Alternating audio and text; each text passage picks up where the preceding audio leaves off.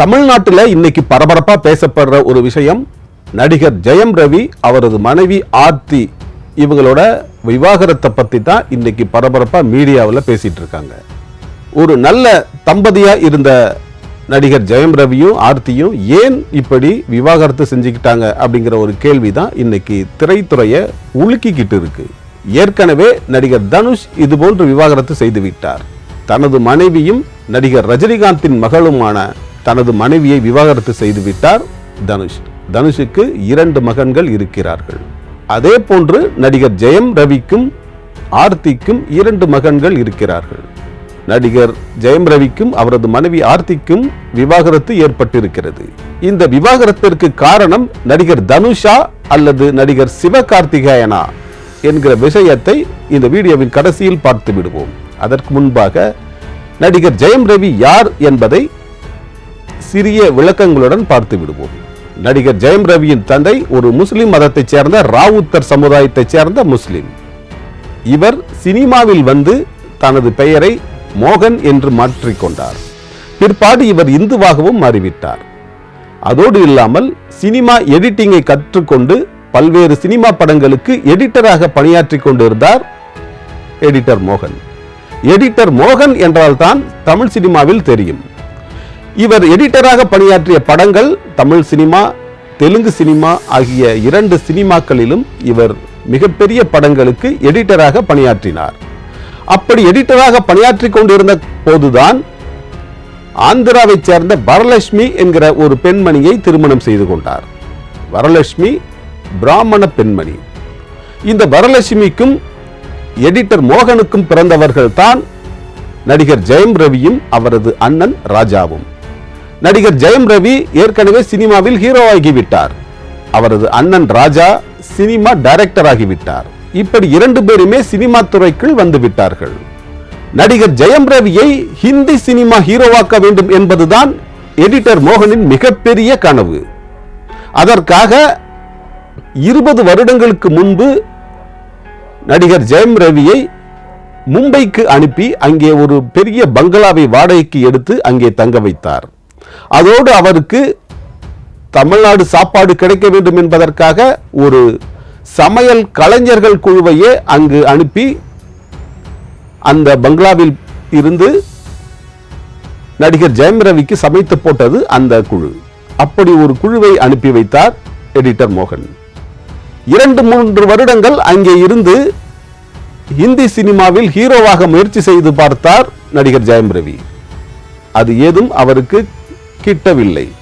அவருக்கு ஒரு சில ஹிந்தி வாய்ப்புகள் கிடைத்தது. அதில் சின்ன சின்ன ரோல்களில் தான் அவர் நடிக்க கூப்பிட்டார்கள். இப்படி போய்க் கொண்டிருந்த பொழுதுதான் தெலுங்கில் மிக பிரபலமான ஒரு படத்தை அதை ரீமேக் செய்ய முயற்சி செய்தார் எடிட்டர் மோகன். அந்த படம் தான் ஜெயம். தெலுங்கில் மிகப்பெரிய வெற்றி பெற்றிருந்தது அந்த படம். அந்த படத்தை ஜெயம் என்கிற பெயரில் தமிழ் சினிமாவாக ரீமேக் செய்தார் எடிட்டர் மோகன். அந்த படத்தின் தயாரிப்பாளரும் எடிட்டர் மோகன் தான். அந்த படத்தின் டைரக்டர் அவரது மகனும் நடிகர் ஜெயம் ரவியின் அண்ணனுமான ராஜா தான் அந்த படத்தின் டைரக்டர். இப்படி அந்த குடும்பமே அந்த படத்தை தயாரித்தும் நடித்தும் டைரக்ஷனும் செய்திருந்தது. ஜெயம் என்கிற அந்த படம் மிக பெரும் வெற்றி பெற்றது. அதன் பிறகுதான் சாதாரணமாக இருந்த ரவி ஜெயம் ரவியாக மாறினார். ஜெயம் ரவி என்றால் தான் இப்போது அனைவருக்கும் தெரியும். அப்படி ஒரு புகழை பெற்று தந்து விட்டது அந்த படம். அதன் பிறகு ஒரு மிகப்பெரிய தமிழ் சினிமா ஹீரோவாகிவிட்டார் நடிகர் ஜெயம் ரவி. ஹிந்தி சினிமாவில் மிகப்பெரிய ஹீரோவாக்க வேண்டும் என்று முயற்சி செய்து, ஆனால் தமிழில் தான் அவரை ஹீரோவாக்க முடிந்தது எடிட்டர் மோகனால். தமிழ் சினிமாவின் மிகப்பெரிய கதாநாயகர்களில் ஒருவராக மாறினார் ஜெயம் ரவி. இப்படிப்பட்ட நிலையில்தான் 2009ஆம் வருடம் ஆர்த்தி என்கிற ஒரு அழகான பெண்ணை திருமணம் செய்து கொண்டார் ஜெயம் ரவி.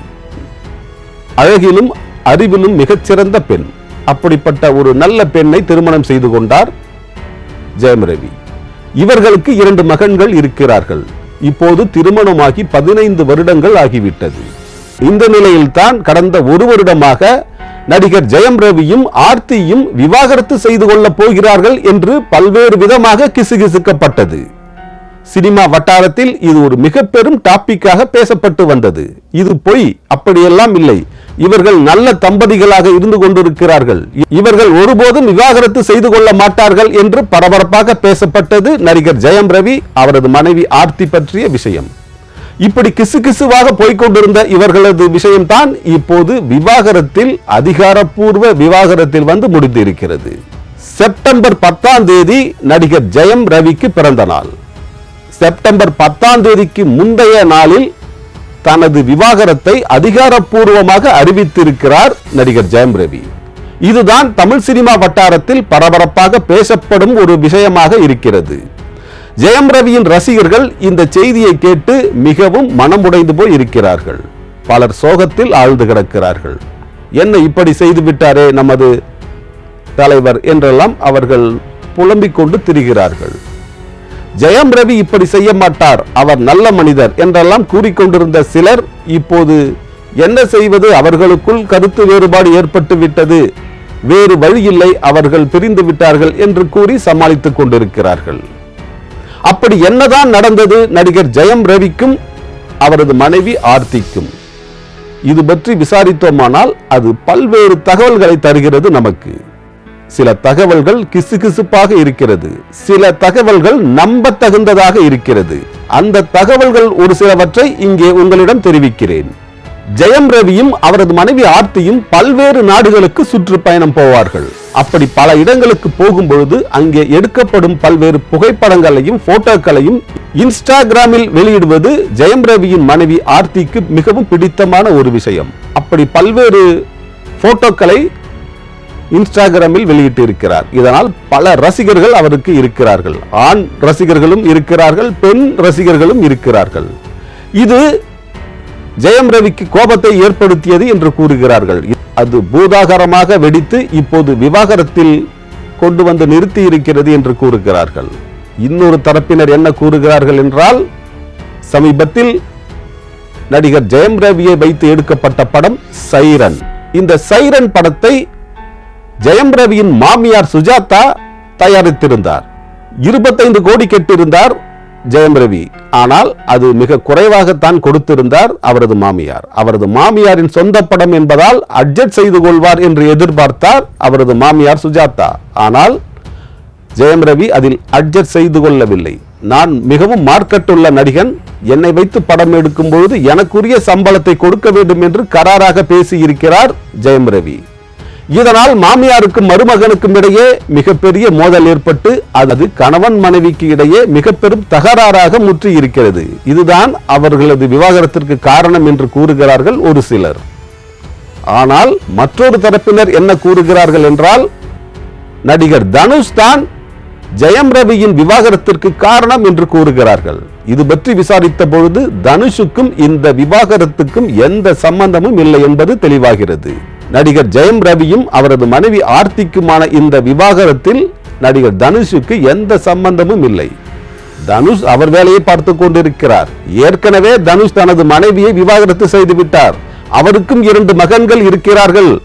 ஜெயம் ரவிக்கும் 2 மகன்கள் இருக்கிறார்கள். இவரும் விவாகரத்து செய்து விட்டார் என்பதை தவிர இருவருக்கும் எந்த ஒற்றுமையும் இல்லை. இந்த விவாகரத்து என்கிற ஒரு ஒற்றுமை தான் இருவருக்கும் இடையே இருந்து கொண்டிருக்கிறது. இதை வைத்து ஜெயம் ரவியின் விவாகரத்திற்கு தனுஷ் தான் காரணம் என்று பல்வேறு மீடியாக்கள் பல்வேறு விதமாக கூறிக்கொண்டிருக்கின்றன.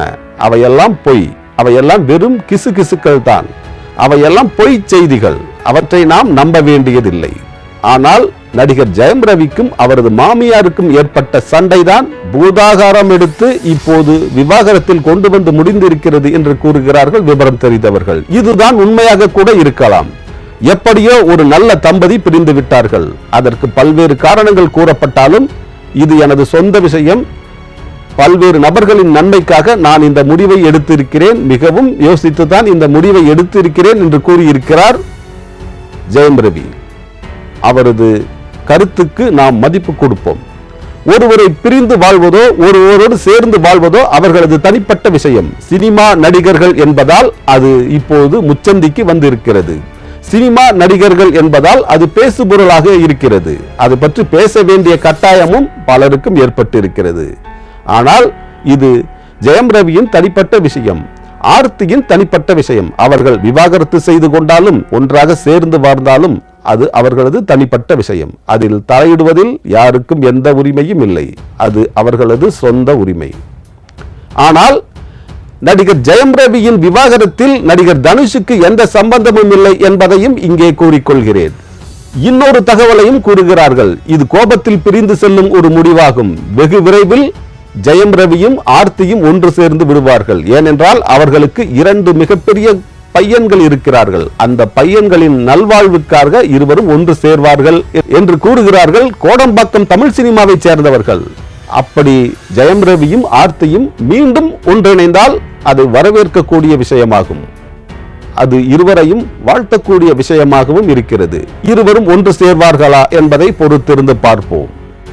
இந்த வீடியோ பிடித்திருந்தால் உங்கள் நண்பர்களுக்கு ஷேர் பண்ணுங்கள், லைக் பண்ணுங்கள், கமெண்ட் செய்யுங்கள். சித்தார்த் விஷன் சேனலை சப்ஸ்கிரைப் செய்து கொள்ளுங்கள். பக்கத்தில் உள்ள பெல் பட்டனையும் மறக்காமல் கிளிக் செய்து கொள்ளுங்கள். அதை தொடர்ந்து வருகிற ஆல் நோட்டிபிகேஷன் பட்டனையும் மறக்காமல் கிளிக் செய்து கொள்ளுங்கள். இந்த வீடியோ பிடித்திருந்தால் உங்கள் நண்பர்களுக்கு ஷேர் செய்யுங்கள், கமெண்ட் செய்யுங்கள். சித்தார்த் விஷன் சேனலை சப்ஸ்கிரைப் செய்து கொள்ளுங்கள்.